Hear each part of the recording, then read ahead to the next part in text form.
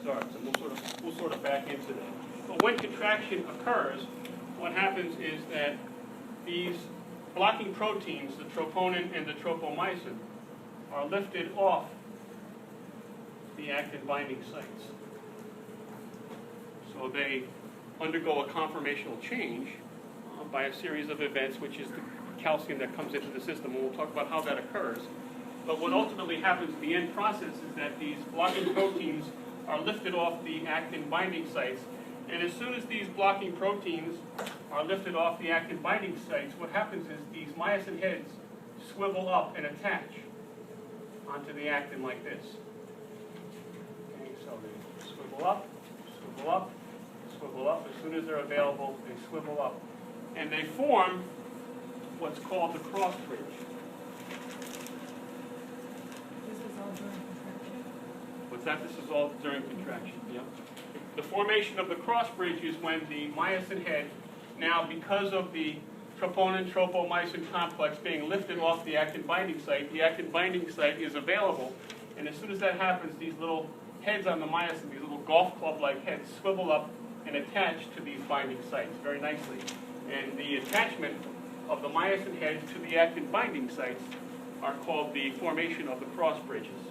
Okay, so a cross bridge is an actin head attaching, swiveling up and attaching to an actin, a myosin head swiveling up and attaching to an actin binding site after the troponin-tropomyosin complex has been lifted off the site so that it can be attached. So immediately upon formation of the cross bridge, we have another step which is called a power stroke. And the power stroke is nothing more than the contraction, actually contraction occurring. So that once these heads swivel up and attach to the actin binding sites, we're attaching at a 45-degree angle, out on this way and out on this way. Once all the cross bridges are formed, then we have a power stroke, which swivels in, so that these heads here that are attached now swivel this way. And what happens is then contraction occurs and the sarcomere shortens. So if you look at the attachment of the cross bridges and then the power stroke occurring, so the power stroke is really a shift from 45 degrees right to 45 degrees left. So in other words, we're attaching on the right side 45 degrees, on the left side 45 degrees, and then we swivel all the way around. So we swivel 90 degrees. Okay, so that ultimately the heads are now flipped up and everything shortens. So that's when we contract. When we release, relaxation occurs, what happens is that the troponin-tropomyosin complex comes back on, nudges off the myosin heads, and then reblocks the site. Yes? I'm sorry, could you repeat from the myosin and acetine?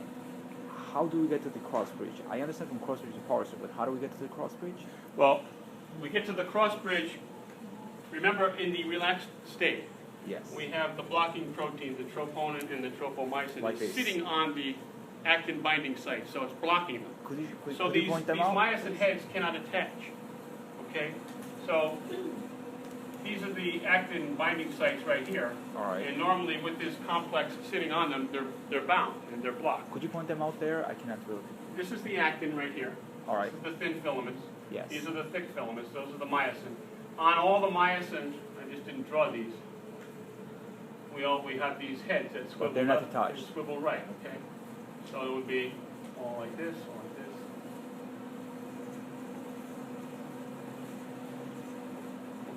Right, and then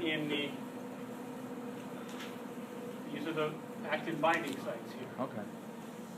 Okay, so they're all available there, but in relaxation, we have this complex sitting on there, this troponin-tropomyosin complex that sits on there and blocks it. Oh. So these heads cannot attach. Okay. Ultimately, there is a reason why the complex is lifted off, and we'll get to that. I'll sort of back into it, but I'm sort of taking you from the end product and working our way backwards. So what happens in contraction is that the complex, the blocking protein, is lifted off the actin binding site. So once they are available, the heads are now free to switch on and click on to, the myosin heads are free to click on to the actin, binding sites, and once that happens, we form the cross bridge, and then immediately we have the power stroke, or really what is known as contraction, right? So they do Because the power stroke is what shortens the sarcomere, and we go from 45 degrees right and left to moving everything into the middle, so that ultimately the actin and the myosin 90 are degrees. shifted they more do a towards 90-degree angle. contraction. Is that the causes? Is that what? If it like this goes like this, is that causes the expansion of the muscle? It causes the contraction of the muscle. In other words, the contraction But is when a you shortening of the muscle sarcomere. The sarcomere is the unit of contraction. Okay? So the sarcomere has actin, it has myosin, myofilaments. When they're in relaxation, then the myosin heads are not attached to the actin binding sites. As soon as the blocking mechanism is lifted off, those sites are exposed, and so the heads click on, and immediately they power stroke. So that's the process of contraction. Okay? Now, the question is, what causes what? What causes the troponin tropomyosin to be lifted off the actin binding sites? What's the molecular mechanism? Well, in order to answer that question, we have to go back to the neuromuscular junction.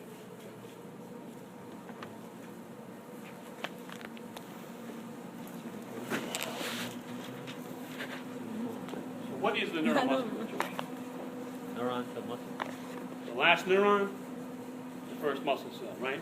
When we have the command in the brain, right, comes down through the lower brainstem, down the descending tracts, right, into the gray matter, out through the anterior horn, which is the motor root, right, out to the spinal nerve, to the ventral rami, to the trunks, to the cords, to the peripheral nerves, smaller and smaller nerves, ultimately get to the neuromuscular junction. It's the